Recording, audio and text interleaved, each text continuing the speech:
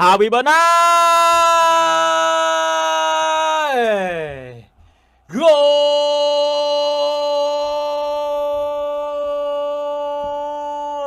1-0 Harvey Barnes អូយបាទផ្ទះផ្លានេះគឺបាទអស់រលីងតែម្ដងបាទមុំធំអ្នកចាំទី James Trafford បាទផ្ទះយកមុំធំជួយមិនបានទេបាទបាល់នេះបាទយើងទស្សនារូបភាពតិច offside អីយ៉ាបាទបាល់នេះ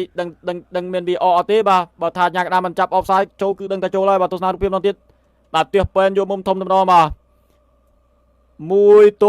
1-0បាទប៉ែនបាទអែនដងខ្លួនមកបាទរៀងផ្អៀងដងខ្លួនចំហជើងស្ដាំបាទហើយក៏ផ្ទះប្រអប់ភ្លឹបបាទ James Trafford លុកដៃខាងឆ្វេងដែរប៉ុន្តែអត់បានសម្រេចទេបាទបាល់នេះ Jeremy Doku Jeremy កាត់ចូលថែមស្ដាំអូយបាទជាស្រ័យបាទបាល់នេះគឺថែមឆ្វេងស្រាលពី Savinho បាទចូលទីបានសម្រេចទៅហើយបាទ1-1បាទបាល់នេះគឺមិនដឹងថាប្រើបច្ចេកទេសឬក៏បាល់មកបុកជើងដោយមិនដឹងខ្លួនឬក៏យ៉ាងម៉េចទេបាទបាល់នេះបាទ Savinho អាចចាត់ទុកថានេះជាគ្រាប់បាល់ដំបូងរបស់គាត់ហើយបាទគឺចាប់តាំងពីការ comeback មកវិញនៅក្នុងរដូវកាលថ្មីនេះបាទយើងទស្សនារូបភាពម្ដងទៀតការទាញឆ្វេងមកពី Jeremy Doku កាត់ចូលនេះបាទបច្ចេកទេសសុទ្ធតែម្ដងបាទ Jeremy Doku ទាញទៅពីខាងឆ្វេងបាទទាញហើយក៏កាត់ចូលមកទាត់ឃ្លៀបបាល់ខុសពី Harvey Barnes ទៅដល់ជើងល្មមបាទដាក់តែជើងឲ្យត្រូវបាល់ចូលទីល្មមបាទ Savinho មួយស្មើបាទអែមណាបាទអ្នកគ្រប់គ្រង Manchester City គ្នាយើងអេយ៉ាSavinho ស្រូកាត់ចូលថែមស្ដាំអូម៉ាម៉ាមូស2-1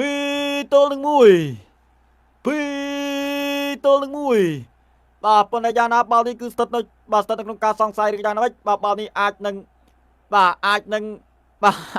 បាទ check VAR អីទេមើលទៅបាទប៉ុន្តែសំខាន់នេះអូម៉ាម៉ាមូសទាត់តែម្នាក់ឯង free តែម្ដងបាទទស្សនារូបភាពម្ដងទៀតទប់បាល់បានបញ្ជូនទម្លាក់បន្តទៅស្លាកស្ដាំទាញទៅពី Savinho ទម្លាក់ស្រូកាត់មកបាទទប់បានអត់ទេបាល់នេះបាទគឺអត់មានអ្នកណាបង្កកំហុសទេបាទគឺឲ្យ 100% តែម្ដងបាទឈរទាត់ម្នាក់ឯងអូម៉ាម៉ាមូសបាទកាត់ទៅពី Matheus Nunes បាទទប់មកប៉ះហើយក៏ទាត់មកជើងភ្លឺបជាប់សពគ្រប់តែម្ដងបាទ2-1បាទអូម៉ាម៉ាមូគ្រាប់បាល់ទី3អូបាទលើត្បូងទូកមកជើងនេះស្អាតណាស់បាទត្រង់ខ្លួនតែម្ដងបាទស្រួចមែនទែនបាទ3-1បាទគ្រាប់បាល់ទី2របស់អូម៉ាម៉ាមូសញាក់សាច់បាទអូយបាទគូប៉ែបអមែនទេបាទមកជើងនេះស្រួចណាស់លោកអើយបាទស្រួចណាស់បាទអ្នកចាំទីណាទៅជួយបានបើលឿនបាល់ម្លឹងបាទតប៉ែបដូចស្រេចឌឺដាក់ញ៉ាំកណ្ដាលផងបាទមិញបាទ3-1បាទយើងទស្សនារូបភាពនោះទៀតបាទការបង្កើតឱកាសចេញពីជើងរបស់ Matheus Nunes កាត់មកទប់បានបាទមកជើងអូយបាទលូនមែនទេ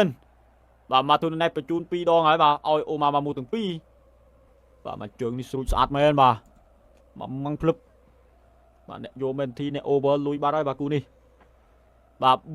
3-1លោកកញ្ញាកណ្ដាលបាទក៏សម្រេចចិត្តបាទផ្លុំកញ្ចែបញ្ចប់ការប្រកួតជាផ្លូវការតែម្ដងបាទអបអរសាទរសម្រាប់ MQ បាទ Man City បាទក៏កៅឡើងទៅកាន់វគ្គបន្ទាប់បាទក្រោយពីបន្តយកជ័យជំនះទៅលើ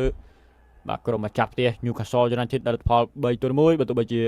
Newcastle នៅមុខមុនយ៉ាងណាក៏ដោយក៏ Manchester City នៅតែអាចវាបកវិញបានបាទ3-1បាទអរគុណច្រើនបងប្អូនប្រិយមិត្តបាទ